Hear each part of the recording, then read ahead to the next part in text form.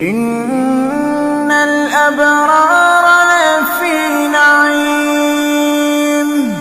وإن الفجار لفي جحيم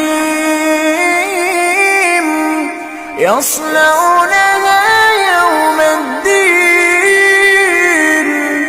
وما هم عنها بغائبين وما أدراك ما يوم الدين ثم ما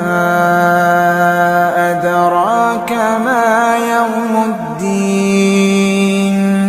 يوم لا تملك نفس لنفس شيئا والأمر يومئذ